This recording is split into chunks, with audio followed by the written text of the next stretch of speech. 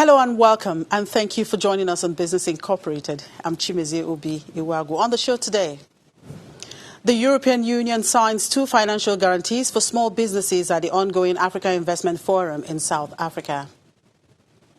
And Ghana asked to bail out investors at risk of losing $1.4 billion.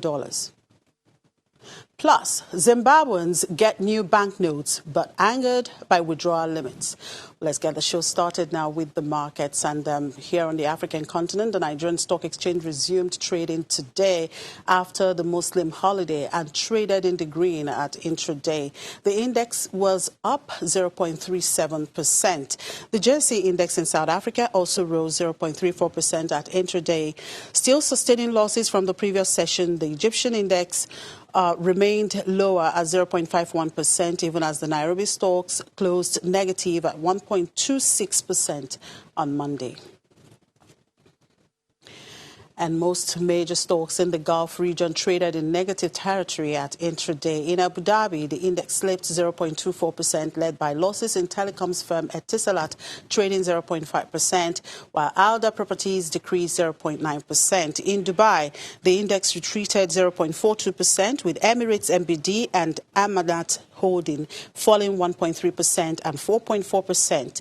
The Qatari index was also down 0.75% as Qatar Electricity and Water lost 1.7% and Qatar National Bank decreased 0.6%.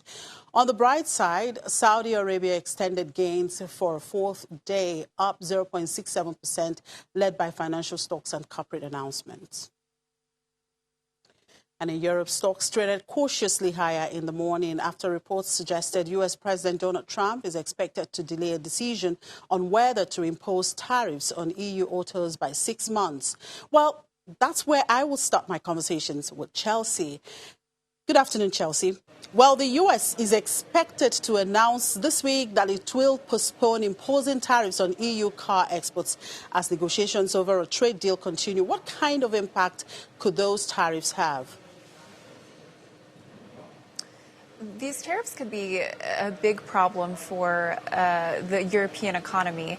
The EU exports, this is expected to hit about $60 billion worth of exports to the U.S., especially here in Germany. That could become a big economic headwind for not only auto exporters, but also other related industries. So recently, a think tank here in Germany forecast that if these tariffs do go through, that could reduce economic growth here by 0.7 percentage points. And you have to consider how close Germany already is to a recession.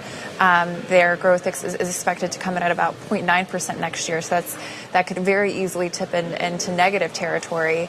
And then I think the other potential ripple effect here is if this leads to a bigger trade confrontation between the EU and the U.S. that would spill over into other industries if they start doing a sort of tit-for-tat trade war like is happening now between the U.S. and China. That could affect a lot of other industries. So there's certainly a big economic risk if President Trump does decide to impose these tariffs at some point. All right, let's look at some corporate news. Bloomberg is reporting that Tata Group, the owner of Jaguar and Land Rover brands, has approached car makers, including Germany's BMW, for partnerships. What is Tata hoping to get out of a partnership? Tata is really hoping that this will sort of help them bear the cost of this really profound shift in the auto market. So like all other car makers, Tata's Jaguar and Land Rover brands are preparing for a future in which the combustion engine isn't really the main car component. So they are trying to invest a lot of money into electric vehicles, and because they're not a huge brand, they're having trouble. They don't have as much money. They don't have deep pockets to really invest the money they need to into electric vehicles. So they've discussed this before. Hopefully they would like to team up with other car companies to sort of share those costs.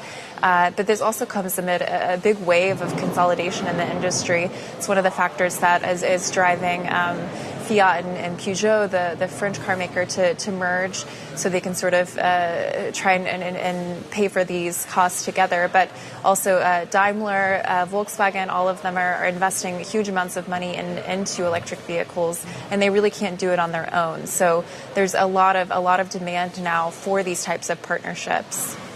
Now, in another development, Boeing says its 737 MAX could gain U.S. regulatory approval to fly again by mid-December. So what does that mean for the timeline for European airlines who have had to ground the jet? So the EU regulators have said that it is going to take longer here to get the 737 back in the air. They're sort of following in the FAA's footsteps.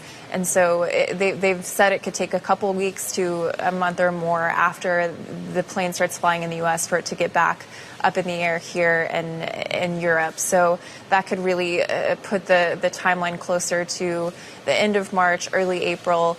But for these companies, these airlines, that could be a really significant financial hit. We've already seen a lot of European airlines talking about how this is really sort of constraining their growth, because we're counting on these planes to really be the driver of their growth in the next couple of years. Ryanair, for example, has this outstanding order for about 30 737s that they don't expect to get until next summer now at best. So in the meantime, they really can't add more flights, and that's really a hindrance to the broader airline industry.